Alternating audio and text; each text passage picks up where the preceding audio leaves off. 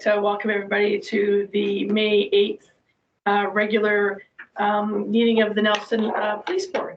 I'd like to acknowledge that the land on which we gather is the traditional territory of the Ktunaxa, the Syilx, and the Sinixt people, and is home to the Métis and many diverse Aboriginal persons. We honor their connection to the land and rivers and respect the importance of the environment to our strength as a community. So I'm wondering, do we want to introduce people in the room first? Would you like to start there, or shall we wait? Okay, we have some guests, new employees. So I'm just going to let the chief introduce them before we go on to. Sure, I just thought it'd be nice, as you all know, so Edward started as our new CSO, not quite 2 weeks ago, but getting close. I have a bit of an update that I'll do later, but anyways, things are going well. She's been super busy, lots of courses and online training, plus a bunch of training. We've had different SMEs in the department doing, and got out and did some walking around in the community this afternoon and met some business owners and some vulnerable population, people around town. Went to the encampment and walked through there with Chris. So anyways, so this is the police board. Maybe introduce yourselves. Yeah, Lena Horswell. Eric Harris. Jane Byers. Janice Morrison, I'm the mayor of the city of Nelson, soon to probably not be in this position anymore. Skip to Devin. Devin Crump. Nice to meet you. Welcome. I think she was nervous to come up to meet everybody, but Oh, I was we're just trying to- telling her before she came up that she's just kind of new to the radio lingo and the call signs and all that kind of jazz, but she's doing a great job. She sounds super clear on the radio and is out and about, so you will see her around town. Excellent. Well, we're very happy to have you. Yeah. It's the end of her day though, so. Well, Yeah. I'm saying, So and you're- that's why I thought we should just have this introduction. I should. Anyways, thank you so much. We look forward to seeing you out and about. I'll look for you out my window when you're at the encampment next. All right. Okay, and so moving on to item number 2, the consent agenda. So there's a number of things there.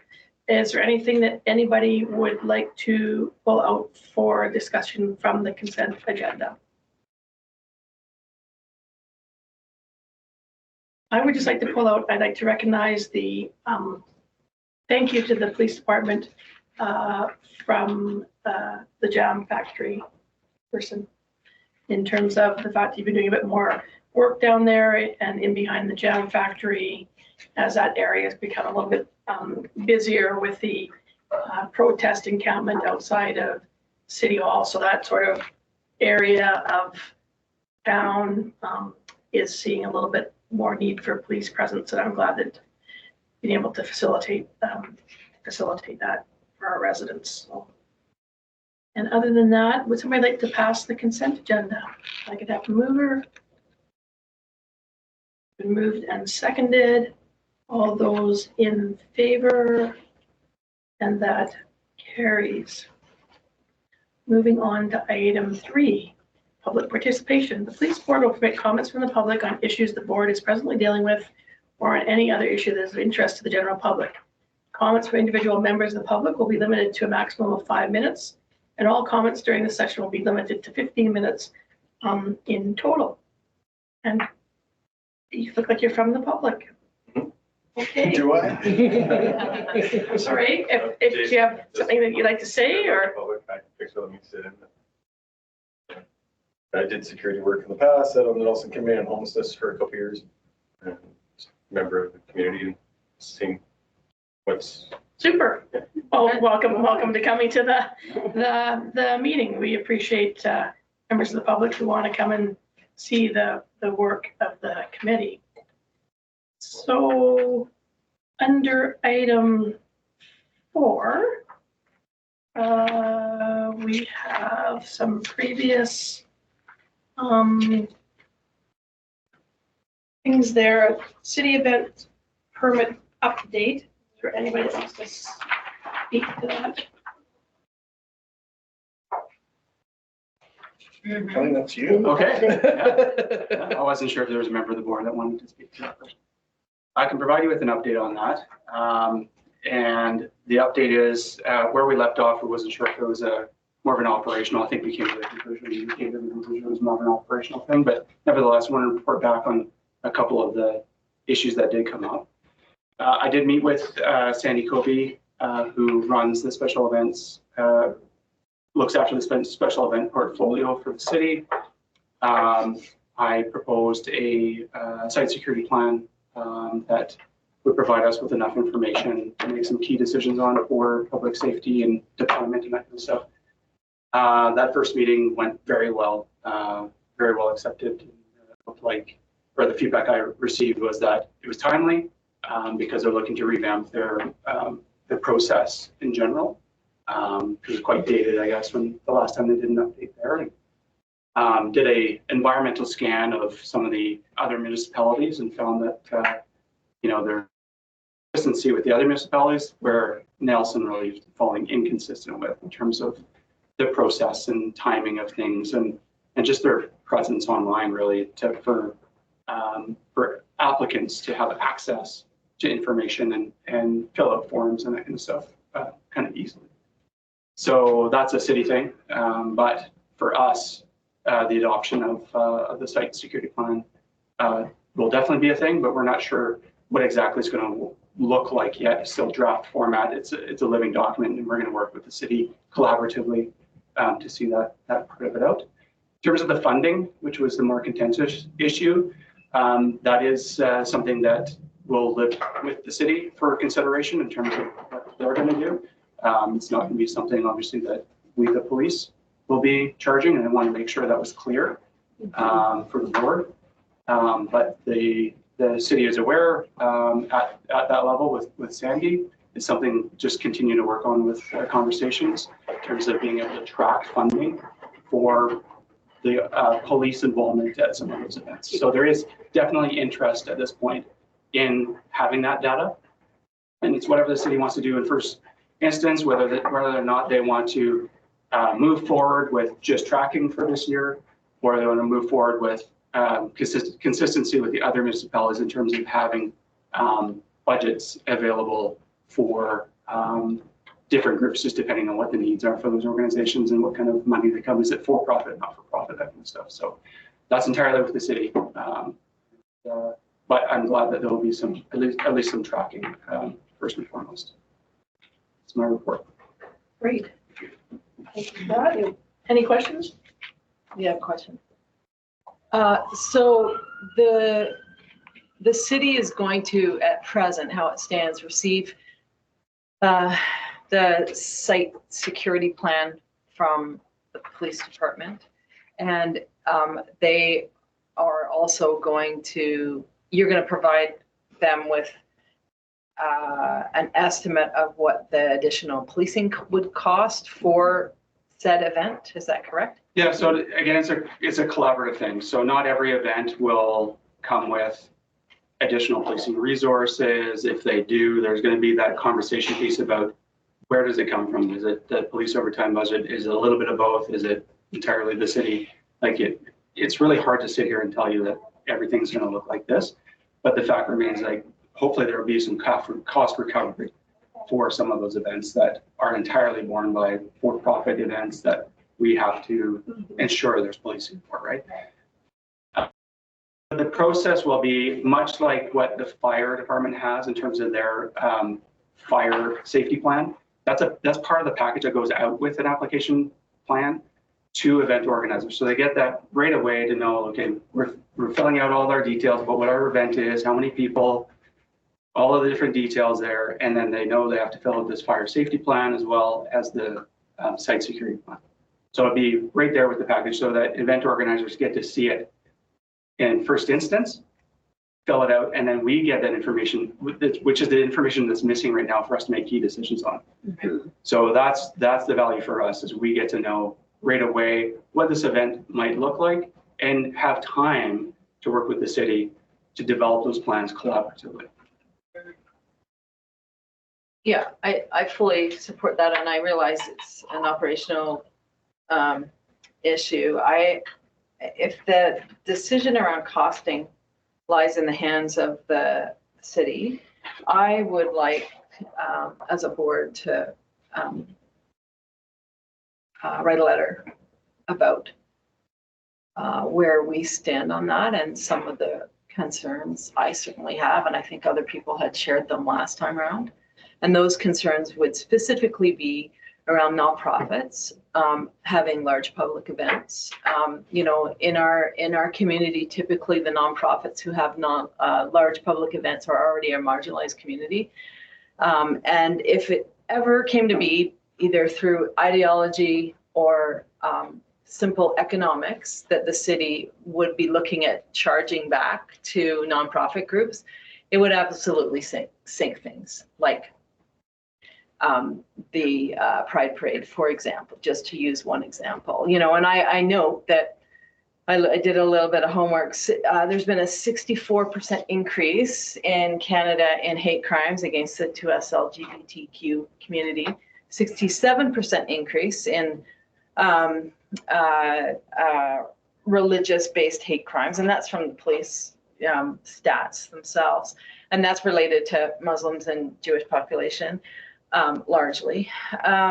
And so if, for example, we are in a scenario where the police security plan includes an extensive increase in the amount of police required to police a Pride Parade because of the increase in hate crimes, for example, I would hate for this to ever come back to, you know, a small nonprofit volunteer-run Pride committee having to absorb the cost of overtime policing to police their event because of groups that you know are against that community or whatever. So I would like to, and I'll write the letter, but I would like to suggest that the board provide some input into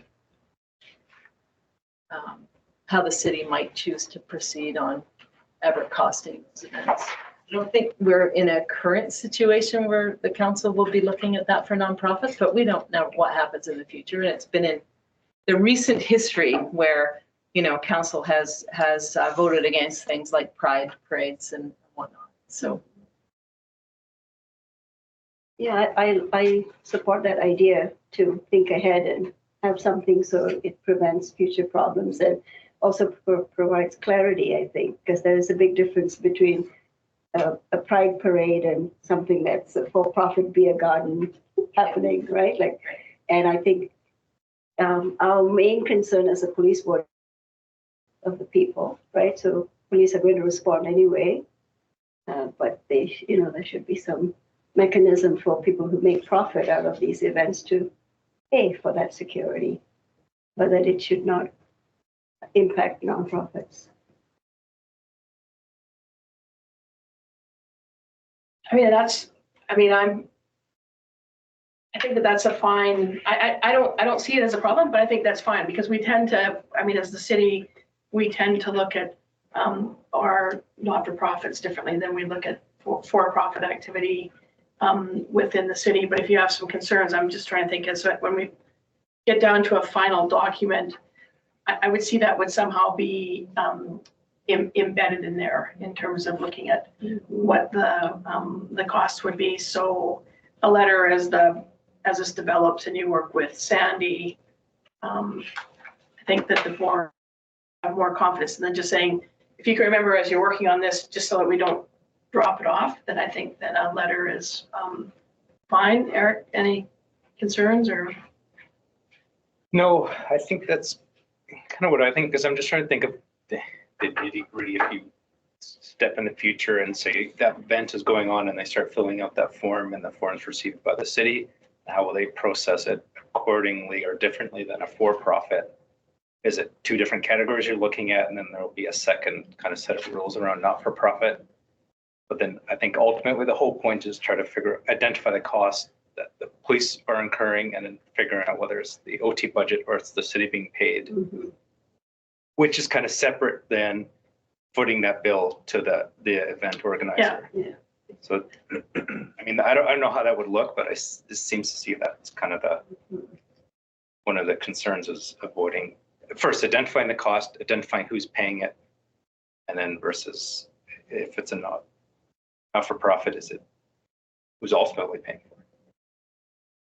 Yeah, I guess when I read it the first time, that I didn't see it as that we were now trying to develop a plan that had cost recovery. It was more about that somewhere within the budgetary process that we would look at sort of the city through some fund or line item be making sure that everything didn't come out of the police budget versus the city now developing a process that we're going to pay people if policing is needed for an activity.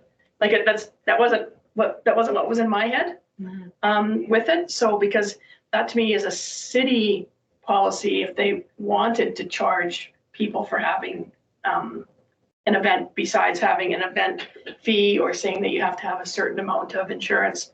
And I'm trying to think about, I mean, I've never hosted an event, so I've never really dived into reading what it is, but I do know that there's a form that you have to fill out because you have to prove that you've gotten your liability insurance for holding an activity. And in my mind, I start thinking sometimes, particularly for-profits do hire their own security for their events. So again, an actual for-profit event might actually take less policing from the Nelson Police Force than a not-for-profit does. So I'm just a bit concerned that we want to make sure that it's not, I mean, it's a good letter to write if you don't want the city to have a policy like that that would have nothing to do with police as well. I mean, I'm just trying to find where the intersection comes in that when we're looking at the cost recovery. But I am fine with that I can put the letter can go into the correspondence package and to go to the city. I kind of see two things kind of getting a little entangled there.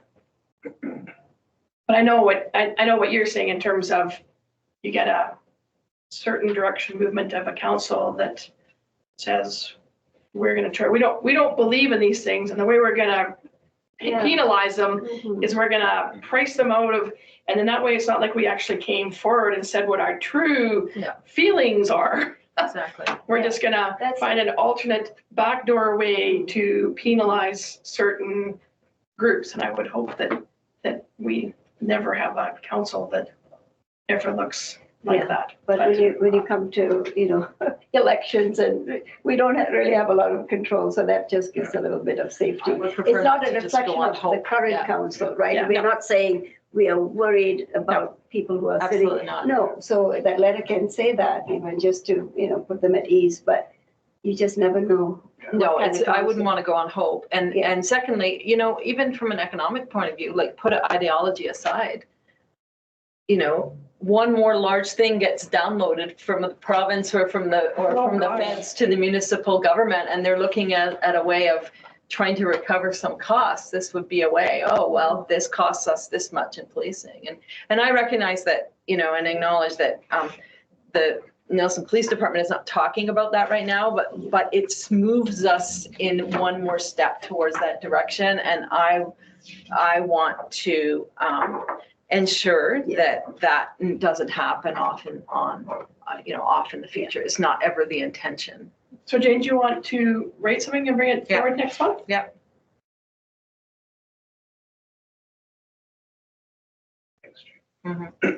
Yeah. So we'll see that on the table then next month.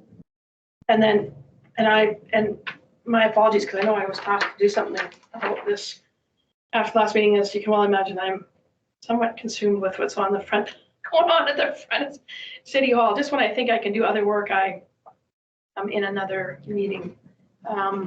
So I'm just going to see what our review the special event, because it might be already in the city policy. So Yeah, I mean, personally, I think that if we're gonna, like, if we know there's events every year, that it should be a line item, that it should be a budget line item. Like, if we know that every year there's the Pride Parade and there's the cavalcade and the Queen City Cruise, like, and that we need additional police for that, then it should, like, there are things we know that, like, likely it should just be a, you know, special event policing budget line item, like, that we should be budgeting ahead of time for that, as opposed to being surprised and having to take it out of the overtime budget. I mean, that's another way that you can look at it in terms of it just gets, it's another cost within your budget, but you have a line item to look at it in. I mean, one of the things I think that we're trying to do this year is trying to develop an overtime line that's never been there, right? Like, we've never had that line item, so, and I think if that can start to be pulled out of the budget in the budgetary process, will be helpful just to even look at that line item, let alone like special events, but you know, you start going down that road one line item at a time. Yeah. Yeah, so. It does strike me as somewhat arbitrary, and maybe it's not because every other department seems to do it. I know it certainly was the case, and I followed the city of Toronto over the years, but it is a bit shocking to me. Like, I don't think that, like, I agree that there's extra costs and you can't just plan for it because you don't have the number of officers to bring people in on regular shifts and not pay overtime. I recognize that that's a cost, but you know, we don't charge any other groups for, you know, we're not charging the protest in front of City Hall for the fact that they might require extra policing. Why would we be looking at nonprofits running events and costing that out specifically? Do you know what I mean? Yeah, I just think there's a lot of confusion, and because you're using language like, why are we charging? Sorry, why are we costing? I shouldn't say charging. Yeah. I should say. Because we're trying to be accountable to our overtime, right? Especially more these days, right? There's a lot of questions on why someone's working overtime. Why is it costing so much for overtime? And this is a very easy way of saying, well, here's the bill, and this was really a city-run event or city-approved event. It's a special event. It's not part of our day-to-day policing, you know, keep the city safe stuff, right? So we're looking to, you know, reflect that in our budget line item.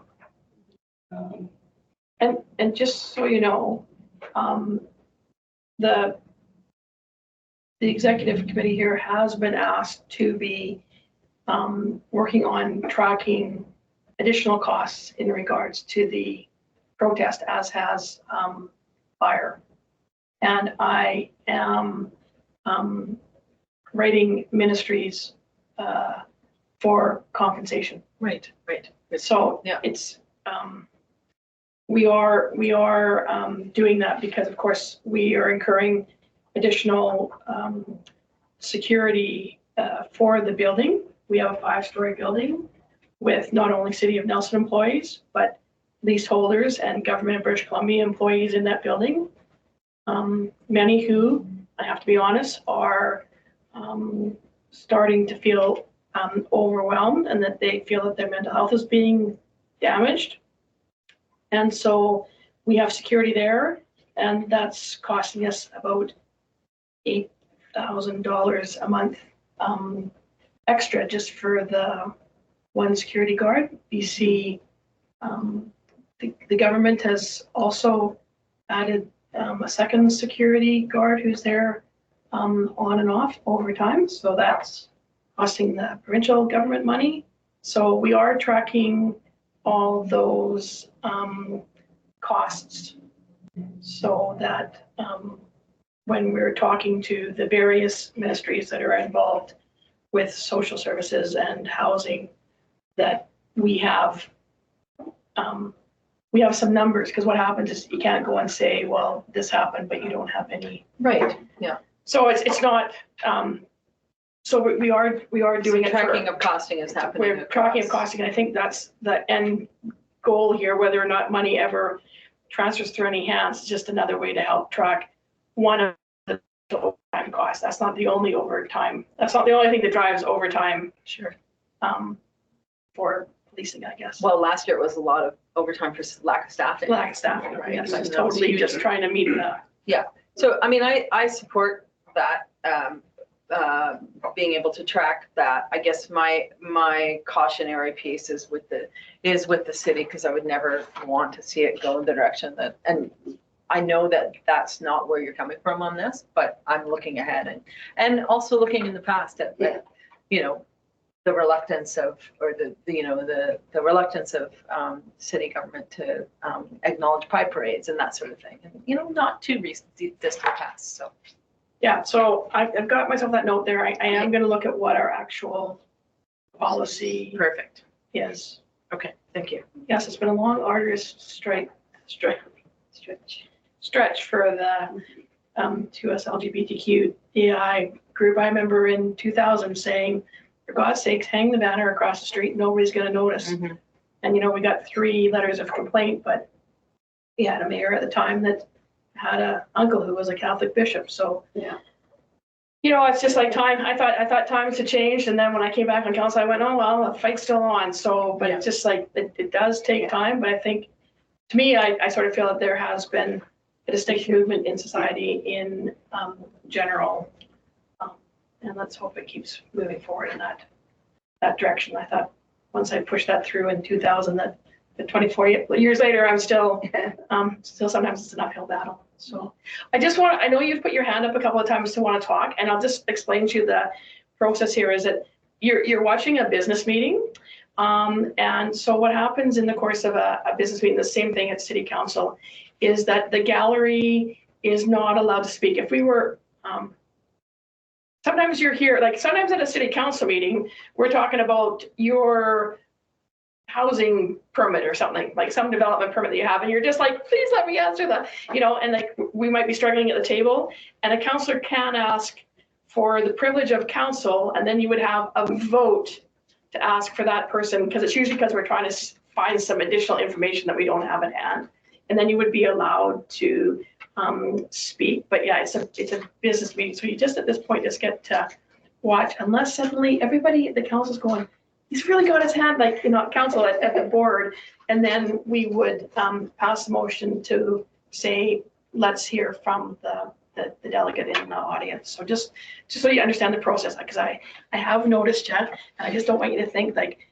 boy, she's kind of rude up there at the front. So there's something where public can speak for 5 minutes, not longer than 15 minutes, or there's something. So that was, yeah, and that's why I asked you, did you want to talk? So that public participation, when I read that was your opportunity to. Participate before anything's happened. Yeah, it's just where it is on the agenda. It's always hard to know where to put it, but that's where it is on this. I would think at the end it would make more sense, but anyways, I won't interrupt you. Oh, you know what? That's a consideration that this table can make, is to have it at the end of the open time. Yeah. Everybody's different. We do it at city council quite early on the meeting. Regional district does it just before their lunch break on their full day meeting. Yeah, that's, to clarify though, just to be fair to this Yeah. man here, that's for when, if you belong to a group and you're here to present. So then you're given 5 minutes to present, and then another 10 minutes for us to ask questions to clarify, but we actually don't even respond, but that's a presentation. Here you are just witnessing the meeting. So that's the difference, yeah. Sorry. Yeah. Thanks for letting me know. Yeah. So, but it's a good idea that maybe we move public participation down after you've heard us talk more, particularly if you have looked at the agenda and you see something there, because the majority of this agenda is after we've offered you the ability to speak. So it could be something that the board could contemplate moving. So we will take that advice going forward. So you're going to write the letter. We're going to see it come back in June. I'm going to check out the special events policy. So we'll have this back on June. If you could provide me with that, Oh, yeah. that would be helpful, Okay. so I could write the letter. Okay. 2. Okay, thank you.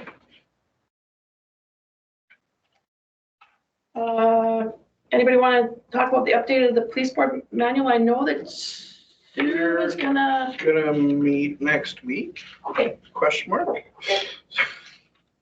But we're due to meet next week to go over it, so. Well, and if that doesn't happen, it's really the responsibility of the governance Yeah, committee. no, totally. So then we will just move that on to next month's meeting. These board committee meeting dates, did everybody, you guys were gonna do that all on your own and get, And none of us did because we were, after the meeting, like, I was kind of wondering, what did we agree to do? Because we hadn't heard anything back. So maybe, Shiloh, you could just send out like a reminder to say, hey, committee members, let me know what works for you. And then that'll be a trigger because a month has gone by and we haven't done anything. maybe be so bold as to put some months in there and maybe stagger them.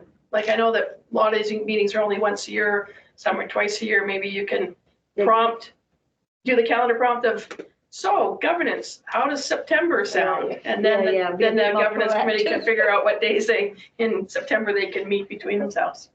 Good idea. Okay. And then it's in your package there regarding Director Adams and the fact that they made a decision that we were hoping would be different, that we got back from the PSSG, and that she would have to sit out a year before coming back to the board, that she could stay on as an advisor and guest. And then we also got the lovely letter of her contemplation of wanting to do that and felt that it wasn't appropriate, that she was going to finish doing the bit of work and helping on those few things. So I think that we just need to thank Sue for her time. And I guess what I don't know is whether or not she will consider reapplying to the board in another year, or I might reach out and just ask her if that's her Yeah, intent. from what I heard, no. Yeah, That sounds surprising. well, she did 6 years. I mean, Yeah. She And she went speaking over of above. that, it Yes. might be nice to actually like have a meal together or I something. was just gonna Celebrate our ask 6 that, years like- on the board. Yeah, how Yeah. do we acknowledge the Yeah. 6 years that, like we did for Anne, right? is this something that we could add to the July, when we get together with council? And have her come and participate? Does anybody see anything wrong with her coming? Well, I know that when Em left, like this was just something that we started. Just boarded? as- Yeah, it was like but we it was just had us, a- my us. first, Okay. yeah. Just for a dinner, and that was really, I think that's really nice. Yeah. Just to acknowledge that person. We had a dinner, right? Agreed. And that was something new that Yeah. Right. this board. Yeah, had it was started. after my first meeting. Yeah. And then Em Yeah. joined us. We went to Louis after. Oh, okay. And a short list with as well. And Liz, yes, that's right. Okay, so we've got a process here that, that I've not been part of, so, do we leave this now again in Shiloh's capable hands? Yes, she does. But if we do get the 2 new board directors, then I would do it after Yeah. their first meeting, just like we did last Perfect, time. yes, wait till we And then- have the new people and it's Have the an gift, opportunity. things like that. Okay, so it could be a while off yet, it could be Yes. like the fall, like. You could be, yes. Hopefully. Our nominee has gone forward to the, we've done we pick somebody, Okay, the city. And so that nominee has gone forward. Who knows how long it'll take? And I do have some concerns because they've only got the rest of this week and next week. Yeah. And then they're done. And the House is not in November? session until December. after the election. So Yeah. we may be looking like this. Till at least October, right? And then they've got to pick then whoever wins is going to pick their cabinet. Yeah, I would imagine, and appointments to boards would probably not be their first No. piece of business because they'll only have a short Christmas, session. They'll have a short session or no session at all, right, before Christmas. Yeah. So, yeah, yeah. so we could be, so we might have to, yeah, we'll have to just play that by ear and see what happens, and maybe we just do something with Sue even in the fall, but we'll give it some time. Thank you. And we have the chief's report. Anything additional that you would want to? Lots. Lots. And I want to sort of quick comment in on the, I know this wasn't the path we were necessarily going down, but when it comes to protests and potentially trying to recoup funds from that, it's the same reason they reduced the fees for, on the federal level, ATIP applications and FOIPA applications to a very minimal amount so that it didn't impede anybody getting access, and sort of the same around protests, that they wouldn't want to have a financial impediment to prevent somebody from protesting. So, and there's no permit for it or whatever, so it would be impossible to collect anyone there. That was a bad example. I was almost saying it in jest, meaning we don't, like. Well, and I agree with you. And that's why I didn't really speak up at the time. I thought I should probably just say that piece, because it's, but it's, it does incur a lot of overtime on top of the things we know about and can plan for.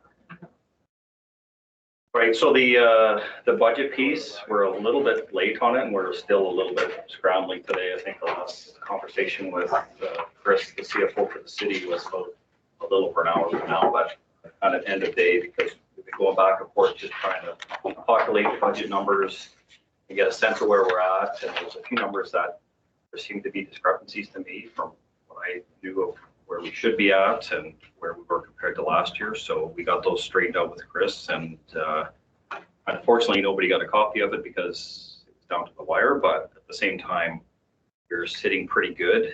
In fact, we're sitting very good. We're quite a bit under where we would have been this time last year.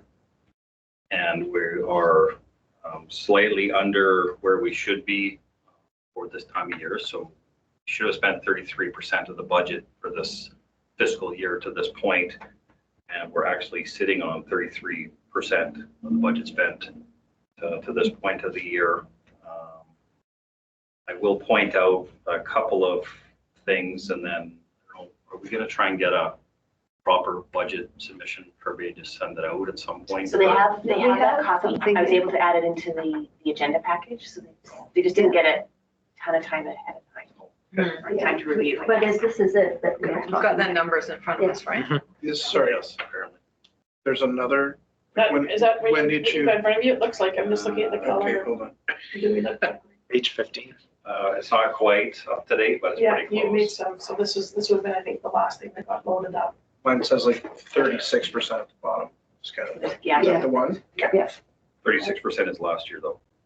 Oh, Yeah, all and right. then this one says Green, I think. 34 But if you go to total Think they're expenses, it's or 30. 3. Yeah, so we're pretty close. You've highlighted a few things. I think we're close, and then you've got whatever you've changed in the last. Yeah, so I would say we would be not significantly under budget, but reasonably under budget. But a couple of things you calculate in that we've had a couple of pretty significant search warrants we've done this year. One related to a sudden death, one related to a double stabbing. We've had a couple suspicious packages where we had to call out members on overtime for containment until the bomb squad, the explosive disposal unit, drove their giant truck up from Vancouver so they don't get here fast.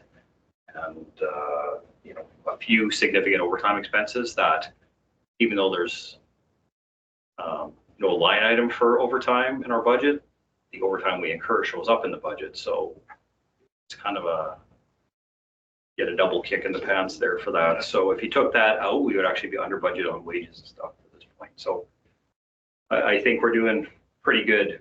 A couple other significant costs are like for Prime. So that's our records management system.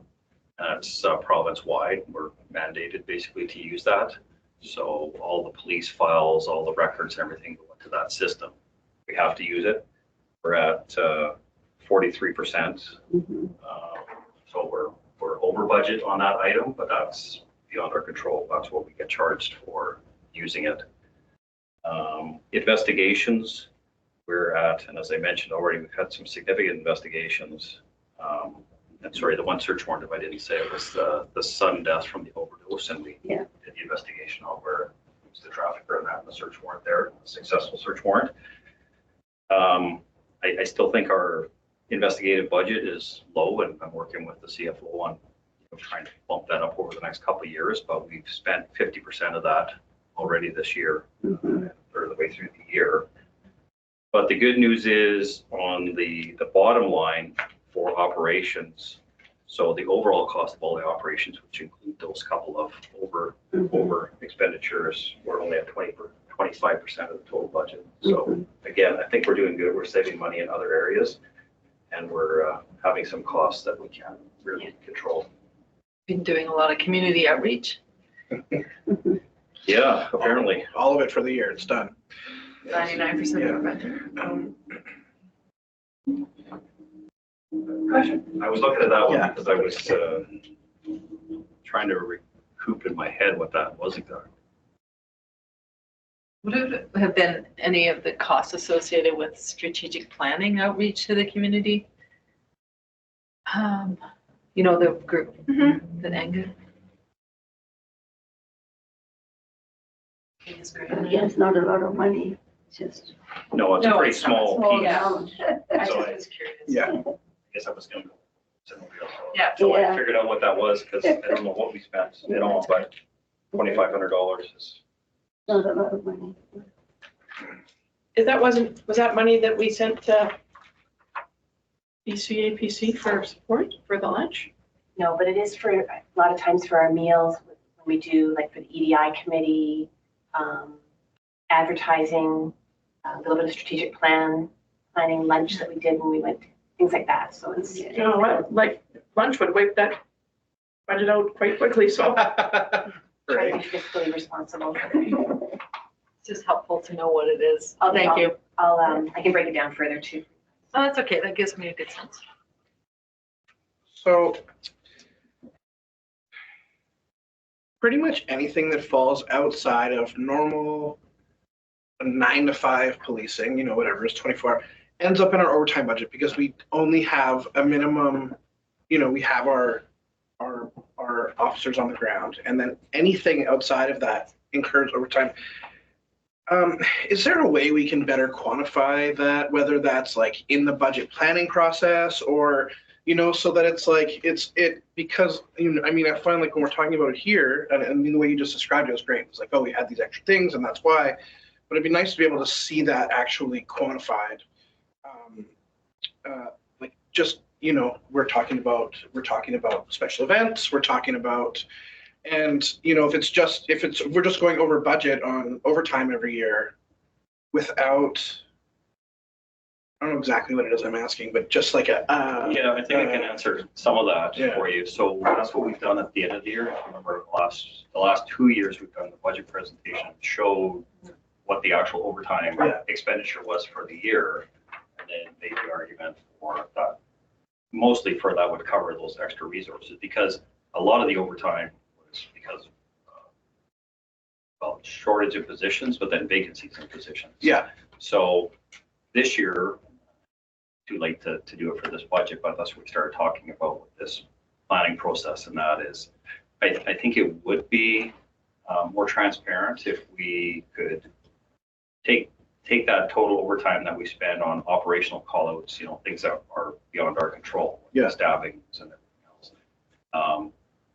See what that number equates to over the last couple of years, but then take also all these different special events and things that are permitted. And I think we'll have a good idea after this year with some of this new process and tracking as to how much we can plan for the unknown and how much we can plan for the known events. yeah, And then again, the only thing I'm hesitant about getting it put in the budget is all of a sudden it looks like we've got a 10 or 15% budget increase next year when yeah, really it's not an increase. It's not funds we haven't spent or incurred before, but they just weren't in the budget. So I'm just leery of how to massage that it doesn't look like the police department got a, you know, 15 or 20% increase with a yeah. couple of percent everything else we have. Yeah, no, I totally get that. Yeah, it just feels like if we know that we're gonna be like almost certainly every year like, you know, we're gonna have overages and overtime, Well, when I work on call it, we're over. right? So some sort of like when we're doing the budget in the fall, that it's somehow worked into the budget, which I get that we don't want to see a big increase, but it doesn't feel, not that we're trying to hide anything, but it doesn't feel like really transparent when we know it's going to happen. right? Like you're talking, an extra 20 hours of overtime for one suspicious package because we've got to wait for the guys from Surrey to come up. And so you've got two guys sitting around for 10 hours while we're waiting for the bomb disposal unit to get here from Surrey. Like that's, we're always trying to balance that. This last one we did with one person. Yeah. I mean, we had to have two call out to cover the whole 24-hour period, but Yeah. one person at a time. And you're always kind of thinking about the dollars that you're spending to do that. But, Totally. but then you're looking at the risk of how many points can you cover off of one person. So, Yeah. you really got to take into account where this suspicious package is and how many points of access there are to it, and make sure that you're covered off. for sure. And I mean, I think we trust you to make those decisions. It's just a matter of like, kind of when we're like looking at the financials and you're like, oh, we would be under budget if this wasn't, we hadn't incurred all this overtime in the last few months. Yeah. I think the thing with overtime that happens in any shop that's 24/7, because overtime is a huge issue in healthcare, is that it occurs. And I think what you want to start looking at, would just be a suggestion, is that you want to look at the year over year, because you can't forecast like, well, we had one package last year and now we had two packages this year, so that means that we're going to have three packages Totally. next year, right? Like you can't, Totally. and you don't want to ever build that in a budget, because you don't ever want those bad news stories in a budget. But is to look at changes over time. And we know that overtime has been a major issue for, well, all of you that have been at the table longer than I have, has been a big issue for the last, I would say, 3 years. And now we're having more opportunity to be working at full capacity. And so I think overtime is different than we are calling in people on overtime to work regular shifts. Yeah. There's a big difference between overtime for a regular shift and overtime, because there's a need for overtime. Yeah. Because it is a 24-hour shop. It's the nature of the beast. There is always going to be overtime. I would be more worried if I saw a police budget that didn't have overtime in it. I'd be kind of wondering what they were doing. I'd be definitely more worried about a budget that looked like that. So I think what you want to do is you want to look at the year over year. And then when you hear what the story is of what the overtime is, to make sure it fits the pattern. If it continues to be, it's regular shifts, then you have to ask that question. Are we having a bad case of the blue flu here? Or like, what's going on? And that's something different than we had 2 bomb scares. Completely different. Like that delineation. Thank you. Anyway, thank you. The community safety officer, as you met at the beginning of the meeting, and I kind of touched on some of this, but as I mentioned, she started April 29th. She's been heavily involved in the last almost 2 weeks with completing training courses online, internal teaching, mentoring on procedures, report writing, entering reports, evidence collection, processing, radio usage, and has started going out on foot patrols with NPD officers. I mentioned she went out with the inspector today, just getting familiarized with sort of her role and function in the community. Now, the good thing is she's from here, she's worked downtown, she knows the community, but it's just sort of familiarizing then what's her role in the community in this position. So it's coming along very well. I think we're going to have a good summer.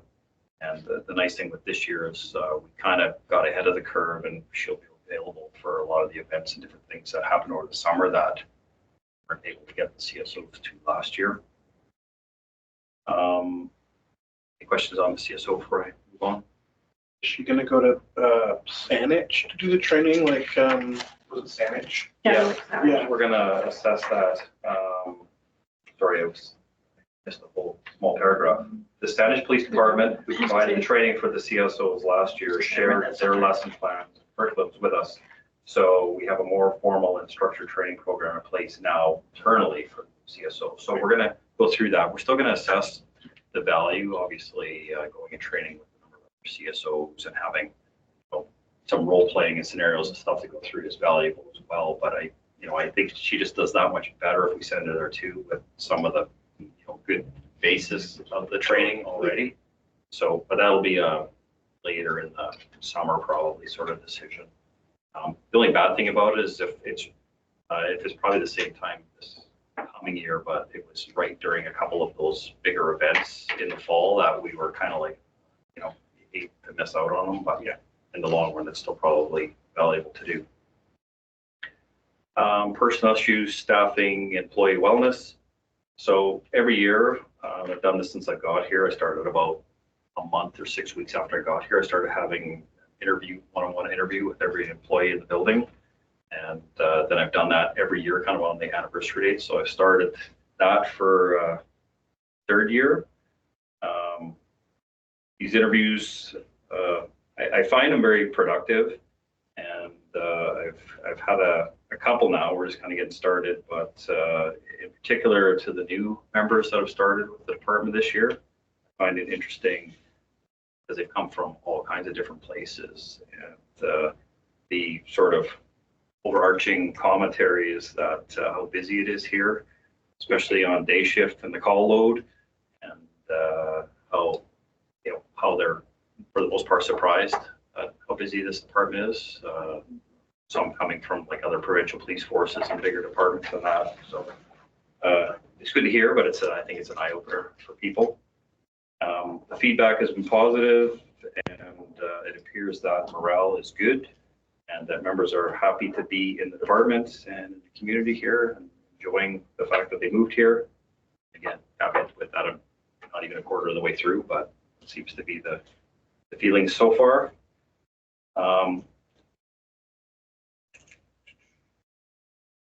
We noted the calls too. So we haven't, and I just forgot to mention a couple of firearms calls that we've had in the last month too. So the fellow in the bank took a look firearm in his backpack, plus a bunch of other weapons that he had on. Members did a good job in a potentially very dangerous situation there. I went with the members on a Friday a week or two ago, somebody outside of Waits with a handgun that they were waving around. So I wanted to comment that the staff have been doing an excellent job in dealing with these high stress and complex situations and investigating, in particular getting bail and court packages together when suspects are in custody, making it very time sensitive situations. So it's a lot of stuff for them to do, on top of still having to respond to other calls during that time. So BC Association of Municipal Chiefs of Police and BC Association of Chiefs of Police. I think we might talk about this a little bit more, but the sort of prevalent topic of discussion has been around decriminalization issues and the request by the province to have the exemption amended further to basically restrict possession and by default consumption of all illicit street drugs in public areas. So again, there never was any regulations or laws against public consumption, and there still aren't, but it's captured in the fact that you can't possess those items. So public consumption falls under possession. That's how they changed it. I didn't understand that. Yeah. So as I said, there was never any laws around consumption unless there's bylaws, but that's the municipal level. Yeah. So 2 emergency meetings were held, one with the provincial representatives in attendance and one with the BC ACP full membership, not associate members. And ultimately, the support was given by the BC ACP to the province for their request to be for the amendment. And that amendment was given directly to Health Canada by the BC ACP. The initial amendment request was from the province to Health Canada, and then additional discussions and support for rationale had to be given directly to Health Canada by the BC ACP to support the province's request. So myself and Deputy Saini participated in those meetings. Global Cybercrime Management Executive Roundtable Series. This was North America, Europe, Middle East, and Asian regions. So on May 1st, through invitation, I presented a video conference. The above noted conference related to multi-jurisdictional and international investigations. Those topics included joint versus parallel investigations, sharing of information on evidence admissibility, international evidence, Canadian courts, Section 38 of the Canada Evidence Act, which relates to sensitive materials potentially injurious to the reputation of Canada and or a threat to national defense. Then I was also asked to participate in a couple of other panels on topics related to cybercrime prevention and international investigations. So it's pretty interesting. I'm not a cybercrime expert though. Cabby did that to begin with. My background is with more international investigations, so I understood spoke on those topics, not the actual cybercrime and quantum computing. It was a pretty interesting conference, but blew over my head some of it. Yeah. And the Synaxt ethno-historical presentation and workshop that occurred on April 26th, along with other members of city council, mayor, a whole ton of other agencies from the region, federal, provincial, etc. We're at the one-day training that was held at Selkirk College. And sorry if I didn't already said this, Shallow and I attended that, and just the deputy inspector were slated to attend as well, but as always, operational needs and other commitments prevented that from happening. But it was a good and educational day. It was. Does anybody have any questions for the hospital's report? The only thing we have to do here is that there is a recommendation that Nelson Police would receive the financial report as presented. Moved by Lena, second by Devin. All those in favor? Okay, in that part carries. So we are on 6A. So there's the BC Association of Police Board Annual Conference. And I think, Devin, you wanted to give a... I will do the next one, the Okay. governing the public interest. Okay, does anybody else want to talk about the police board conference? We're all there. We were there, it was pretty amazing. We enjoyed getting to know people we traveled with. Yeah. I think that's always a highlight when you go to these conferences, to be with your colleagues and get to know them as people. Yeah, and Eric, you missed the car ride to the airport. What can I say? Yeah, we had a limo that took us to the That's airport and home after. Yeah, there was a lot of good information. And I also enjoyed the field trip that we had to go and see how the police are trained. And meet The tactical training the facility. that was wild. Interesting to see what kind of equipment they had and how we could benefit from having some of them, like the all-terrain vehicle would be good. And the what do you call that? That's good. Best police board ever. Yeah, I was gonna say, look at that, they're all smiling. Even, Yeah, like I even the think. deputy is smiling there at his computer screen there. Speaking of the budget. And then Lena and Jane and Devin got to shoot a few bullets. Uh-huh. I've never touched a gun in my life. You might want to clarify that that was at the training paper target. I was a little bit concerned about how much Devin enjoyed it. Okay. One of the things that was really interesting for me, if I'll just jump in and have a little report for that, was just that the sort of similar to physicians here, right? Where like police get to exercise a whole breadth of knowledge and learn a lot of different things because they have to use it on a daily basis, where there's a much more opportunity to be a specialist. And, for some people, that's more exciting to do a bigger breadth of things, right? I'm sure it's really challenging too. So it gave me a sense of the challenge for NPD members in terms of the things, they're not just on a search and rescue team, or they're not just on beach patrol, Or like financial crimes or cyber. Or cyber crimes, right, that they have to respond to a lot of different things, like the breadth is kind of stunning, right? And so for some people that will be exciting, and probably it's a lot of learning too, so it gave me a lot of respect for what police have to deal with in a smaller. We just talked about too, the prevalence of cybercrime, and it's not like it's just in the Lower Mainland, like there's big issues here as well, and to have anybody in the department with an expertise in those types of investigations, they would almost have to be solely trained in doing those investigations. So it makes it hard to deliver that service to the same level as somebody else would get that but in a bigger place too, you're competing against 10,000 other victims of cybercrime. So it's, it kind of balances out in some respect. And it sounds like AI is here too. Like that was there was a story about a CEO in the morning was on a Zoom call with their CFO, and the CFO told them to transfer $2 million.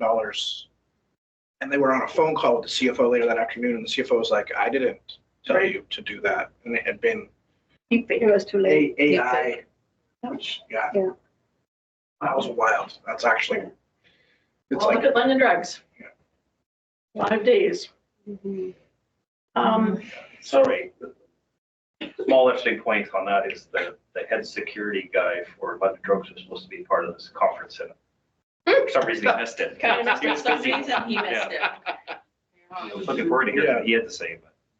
he's gonna have lots to say at next year's meeting. yeah, no doubt. So do you partner with larger places when you need that kind of expertise, or is that even feasible? Or like, I know there's a lot of partnerships that happen with you in larger departments. Just like a lot of those more complex investigations, we reach out, GIS detectives reach out. I mean, the good thing with all of us being from other bigger departments, still have those connections. I would like to say that they kind of drop everything and help us, but they don't, which I understand because they're swamped too. But certainly there's avenues to help get some direction, to help, maybe get some investigational steps that you're just not aware of doing, some help with whatever appropriate ITO that needs to be written and served on whichever internet provider company or things like that. Like there's a million different things you could do, and you could spend a lot of time spinning your wheels trying to figure out which direction to go next if you didn't have somebody going in the right direction. So we do get assistance in that respect, but assistance with the investigations themselves is very difficult. Yeah. And just to jump back to the budget, you've probably seen like the cost of forensic analysis of seized computer equipment, cell phones, and those things. That cost just keeps going through the roof, and it's happening more often. So we're spending the whole budget for that type of stuff on one file sometimes. So I don't see that going away. It's Right. gonna get worse. We had lots of interesting panel discussions too on reconciliation and how we, changes to how we police and working with different groups, and lots of interesting information. Okay, so 6B, Governing in the Public Interest Conference. This was actually a really interesting conference. So it was hosted by Cabro. So it was for provincial board, so all sorts of boards, like BC Hydro and Soccer college college, boards. And I ran into Angus Graham at the airport, but then didn't see him again. He was on his way to the conference because he's on the CBT board, but then I didn't see him actually again. There was some 500 people there probably. Yeah. It was quite a big conference. Yeah. So I found it really interesting. One of the workshops I went to, maybe this is a plenary, was like effective board strategies. And something that, I'm looking through my notes, something that really came up a lot was like actually encouraging disagreement. Like that disagreement shows the cracks and where things are maybe not following through, and that even if people are dissenting, that they are like that the culture of the board is welcoming, that we actually like welcome dissent and that we welcome people, and that it's, and my note here is diversity of opinion is board business, like that actually having a diverse voice around the table, which then kind of, I guess, ties into, so like that diversity of opinion, ask your questions, like be the squeaky wheel, but also then that kind of ties into like reconciliation and EDI on boards is if we want diversity of opinion, what are we doing to, we've talked a lot about how it's like there's like the one Indigenous person or the one LGBTQ person or the, like in the community where we're like, they're being asked to be on all the boards. Well, if we want to have other people join the boards from diverse communities, what are we doing to make the space welcoming to them? And just, for an example here, like for Indigenous people, maybe coming through security into the police department isn't the place where people want to be. We're on the second floor of a building that doesn't have an elevator. Like those sorts of things, like what are we doing? What kind of reconciliation work are we doing to invite, and what kind of active reconciliation work are we doing to make the board a welcoming place for Indigenous people? So that was like a lot of what I got out of it was like really about like board, and that Cabro doesn't necessarily hold that very well. That it is a lengthy process to fill out and go through the process, and that if we want diverse people, we need to make the space for them, which means we need to make it a welcoming space for people, and that we need to do that work. We can't wait for someone to ask us to do that work because they're here and they're not comfortable, because they're just not going to come.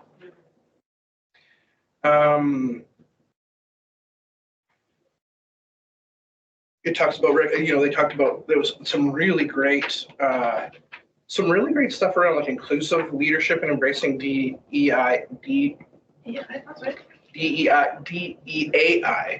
principles.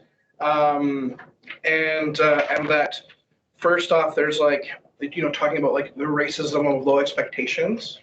And a great example was the hope that 70% of Indigenous youth make it through high school, as opposed to, Indigenous youth, instead of the expectation that Indigenous youth are excelling in all categories in education. It's like this like expectation, this like low expectations, which I thought was really interesting. And again, like how do we encourage buy-in? Is that we have to change what we're looking for and how we're doing it. And that we also really need to be, it's really important that we don't reduce people to their identity. So one of the moderators was talking about how when she starts talking about boys, what she hears echoed back, so it was a Black woman, and what she hears echoed back is Black youth.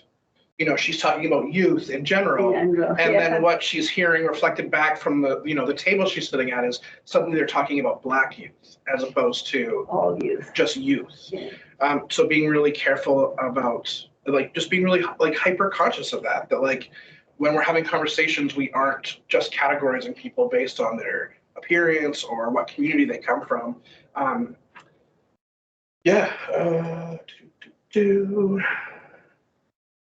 And until we can celebrate diversity, we need to celebrate diversity and not look at it as a burden.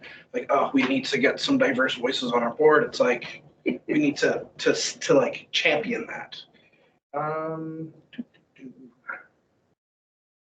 Did talk a lot about, and this is something actually, and I haven't had a chance to go back. I haven't read the TRC recommendations in a long time, but like, we really, like, it'd be great to see, like, what are we doing in terms of the Truth and Reconciliation Commission recommendations in terms of policing?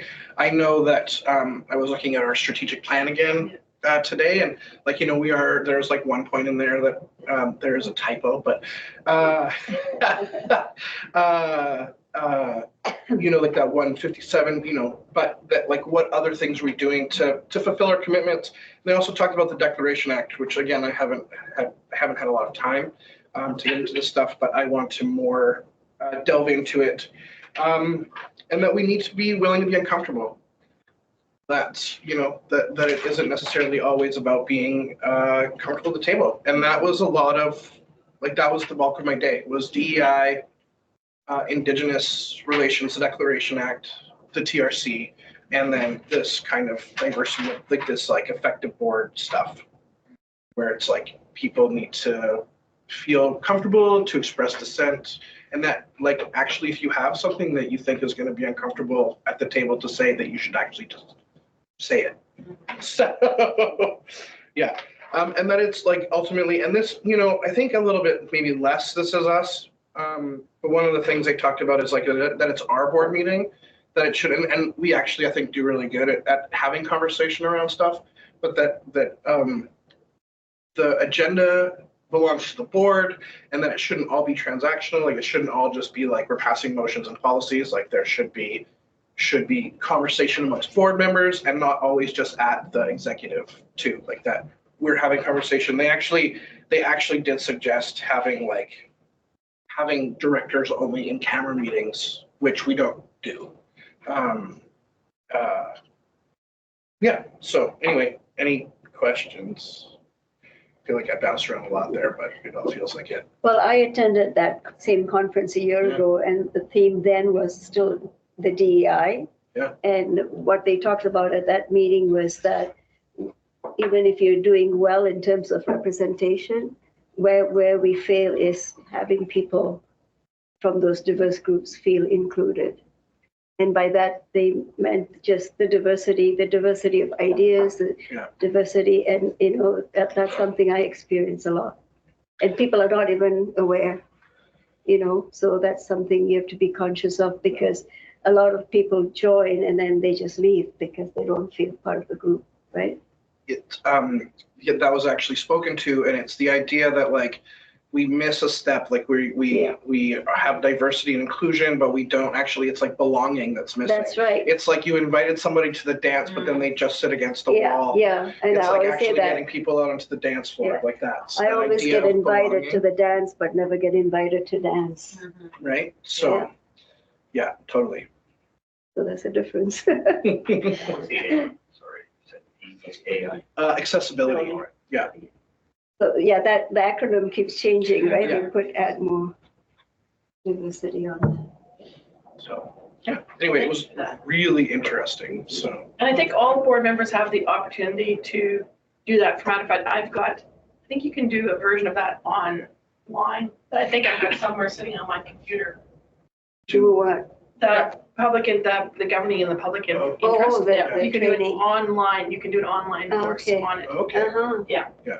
Yeah, it was really worthwhile. I learned a lot. I actually took pages and pages of notes because I was engaged. Yeah, And it it's a was. great starting point, because I think because it is not just about policing, and it is about, they have, when you go on to that Cabro, you can go dizzy scrolling through all of the boards that you can be appointed to in British Columbia. It's amazing. Professional association boards, Yeah. BC Hydro. Yeah, right. Yeah. Yeah, I've got my whole list of retirement ones I want to try to apply for. So, Yeah, so I think it's good. So if you see it cross your path, if you haven't seen it, Eric or Jane, if you want to take it, I think it's there. Like I say, I've got an invite that appeared from somewhere. I don't know what it is that I'm doing. I think it's because I'm on here's the funny thing is I think I got an invite to do that session because I'm on the Mass Timber Advisory Board for British Columbia. And because I'm on that, and it doesn't show where I sort of come from or what my background is. I think because that's an government appointee position, that I then automatically got the little alert that I should take a governance course. Yeah.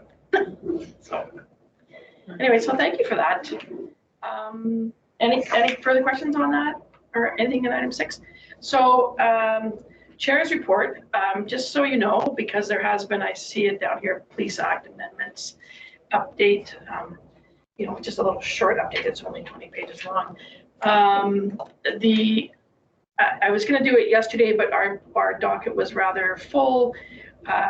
So I've asked, and it should be on the docket for the June meeting, that the city will do the required motion in regards to who is appointed to the board here. And so then that will give everybody the opportunity for the next day, which will be the police board meeting, that probably the first item on the agenda needs to be the election of a board chair and vice chair as per the changes to the Police Act. So hopefully that all flows out that way for next month. So just to be clear, you mean at city council there next month, you're going to be making a decision on who is the person who's designated by council to be on the police board? So that hasn't happened, that piece hasn't happened yet? No. Okay, right. And then obviously it'll be, flow out of that I mean, next day. the soonest we could have done that was probably yesterday. Yeah. And we just didn't have time to put it on the. Yeah. So I asked for it to be put on as a late item, but Yeah, okay, thank you. and he's gonna stand up. So say, okay. 2 hours if not moving. Somebody will help me up when we're done. Anyhow, so yes, then you'll be able to then on the next day elect. So We'll have that person who's then the city rep here, and it may be you or not. yes, Okay. Yeah. And then that person and the rest of the board will pick.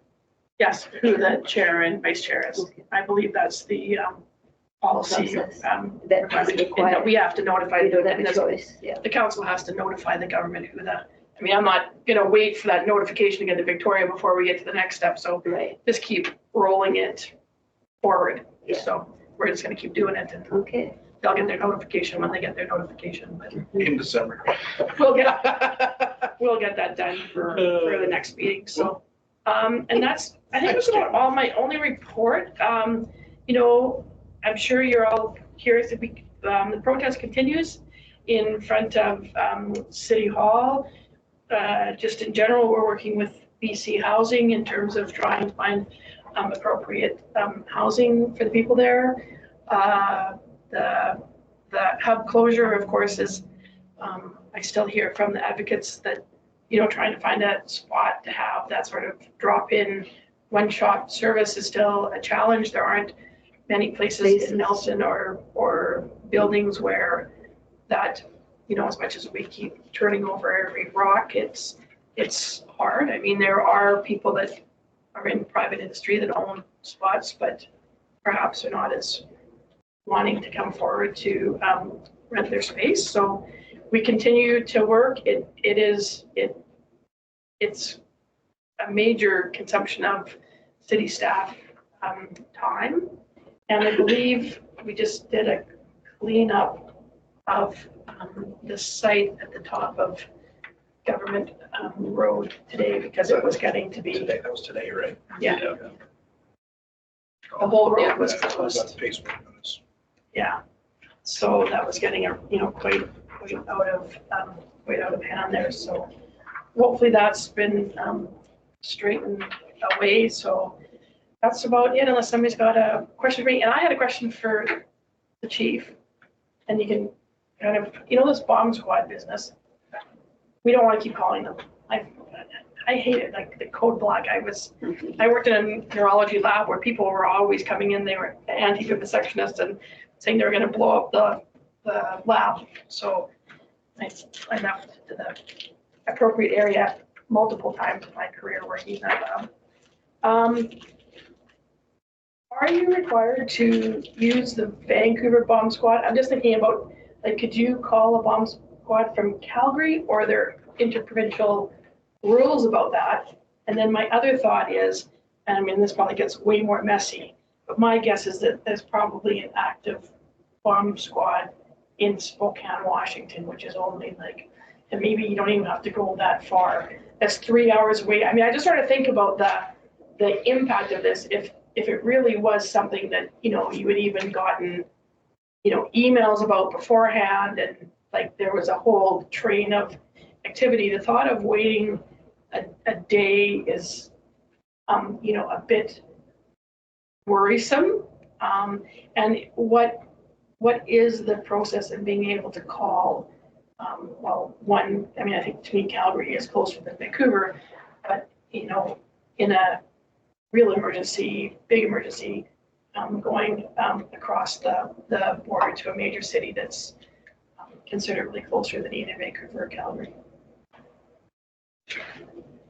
I would say in an emergency, there's certain authorities to do most things. Have to be pretty exigent circumstances in the country for anything, Okay. but obviously if it meant saving life, then that would be a consideration.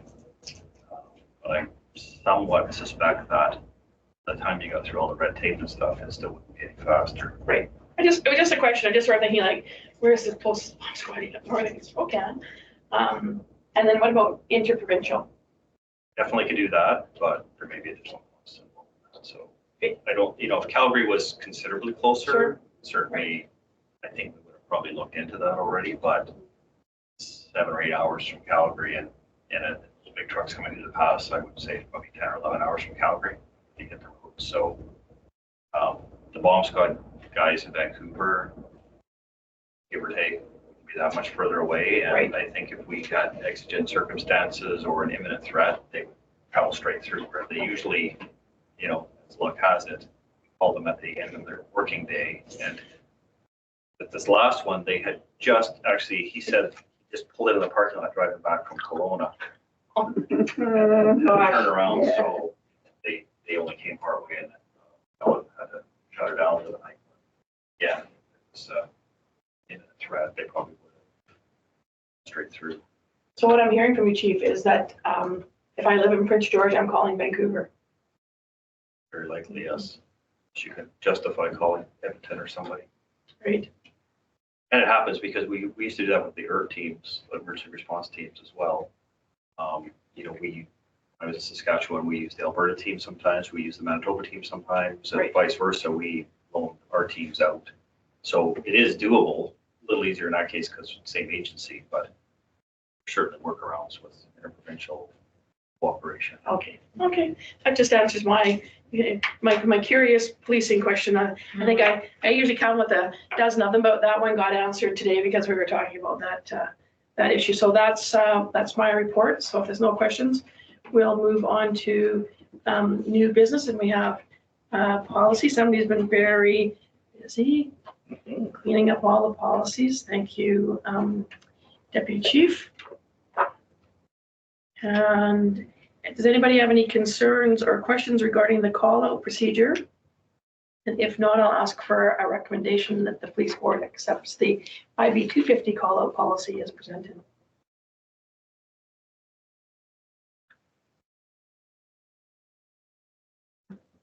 I'll move. Thank you. Okay, that's been seconded. And all in favor? Okay. And We the just have next, to trust that the deputy knows what he's doing. What's that? So we have to trust that the deputy knows what he's doing. I mean, I read it. It made sense to me. It made sense to me too, but you hesitate, right? okay, and so, and then 8B, we have an employee badge identification policy. This is a new policy for the board, for the department, sorry.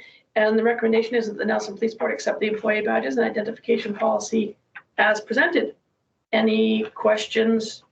I just have one question, because I can't think of it off the top of my head, but the officers have their names on their, they don't have their names on their badges or on their, Regimental number. okay.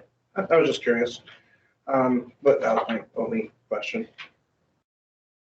Okay, so then can I have a mover of this policy? Moved, and it's been seconded, and all those in favor? And 8B carries, and then 8C, the Police Board Amendment Act, and I think that, like, if everybody read it, does anybody have any questions? Like I just glanced at this because I've read it before, and then I read some parts that have been pulled out that were pertinent to moving on with making sure that we're moving along with the amendments. And so I was just paying attention to that. Was there anything that struck anybody as? The only question I had was, where was city council in their, Yeah. process? And you answered that already, so. Yeah, it won't be, it's just a matter, it's just really simple. There won't be much discussion, I don't think. It'll just be selection. And then I guess the only thing that, I didn't see it when I looked at it, but I mean, we often, you might see a rotating person. That would be the only thing. I'm not clear that it's by term. You see, the thing for appointments to city council, we do, you can ask to be a change. Like, we don't do it all the time. So usually, you get appointed to the housing committee, you're on the housing committee. Yeah. Usually in a 4-year term, like I'll be in the fall again, going back out to everybody and saying, I think we need a little bit of a change up here. You've been in your comfort zone for 2 years. Now it's time for you to try a committee that maybe you're not so comfortable with or whatever, just to give people the opportunity to see other aspects of city council work. So I don't see where this appointment made in the new election year would necessarily mean that the person that you have is the same person for 4 years. So you might see some more variability within who the representative is on the police board going forward. But it's not we don't change everything. Like if somebody really didn't like a committee, I mean, obviously we're not gonna leave somebody on a committee that didn't like, but normally it's, some people do whatever they really wanted to, they get it for the whole term, but some people do change and sometimes change is good. So just to clarify on that, like you mean that possibly like you were just describing, it could be that, in a 2-year Yeah, time, you don't mean a ever rotating No. council. not like every week, you know what I mean? But Thank it's you. just that Yeah. you wouldn't necessarily get somebody like, you're elected for a 3-year term. Yeah. You might not get a city councilor or a For mayor that long. for a fixed term, like you wouldn't get them necessarily for the whole election Yeah. term, Yeah. Right. Thank you. right? So, yeah. But I mean, you meet fairly frequently, but some of the stuff that we've had to deal with over time is pretty heady and you wouldn't want too much change in it. And it could be one that just historically suddenly becomes one that you get that, you're probably there for the 4 years.